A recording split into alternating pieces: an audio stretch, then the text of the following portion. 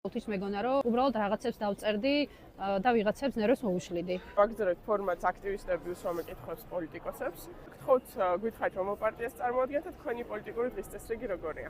მოგესალმებით, ლიკა გახარია, პარტია ფედერალისტები. პარტიის სახელი გარდა იმისა, რომ კონკრეტული შინაარსის მატარებელია, ის ასევე არის ანტიოლიგარქიული გზავნილი, ვინაიდან ფედერალიზმი არის იდეა, სადაც დაუშვებელია აბსოლუტური ძალაუფლების კონცენტრაცია ერთი პოლიტიკური ძალის ხელში. გამომდინარე იქიდან, რომ ერთი ვარ წარმოშობით რაიონიდან და მეორე ვარ იურისტი, ვმუშაობ პარტიაში თვითმმართველობის თემაზე და ასევე მართლმსაჯულების რეფორმაზე და ამ იდეებს დაუჭერ მხარს ბოლომდე და ვეცდები ჩემი წვლილი შევიტანო იმ ელექტორალური სიმძიმის მოპოვებაში, რომელიც ამ იდეების ბოლომდე გატანაში დაგვჭირდება.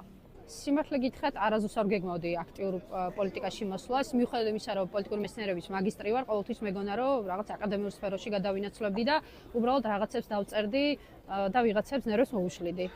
არსებულმა სიტუაციამ მაიძულა, რომ პრაქტიკაში განმეხორციელებინა ეს ყველაფერი და თან მომეწონა, რომ ამდენი თანამოაზრე ვიპოვე. იდეები გვაერთიანებს, ვიცი რომ არის მემარჯვენე პარტია, მცირე მთავრობის მომხრე, ანუ ჩემს იდეოლოგიასთან პარტიის ღირებულებები არის ახლოს და ამიტომ ჩემი თავის აფილირება არ გამიჭირდა.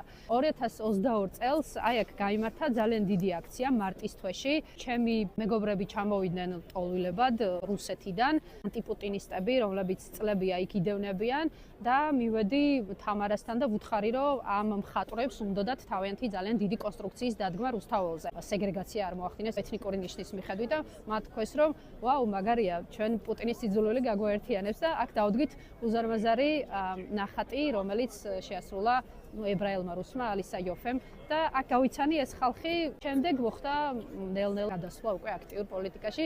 მანამდე 2 წლის წინ ვიყავი ჩვეულებრივად დუმარე უმრავლესობის წარმომადგენელი, რომელიც მუშაობს, იხდის გადასახადებს და აკვირდება პოლიტიკურ პროცესებს.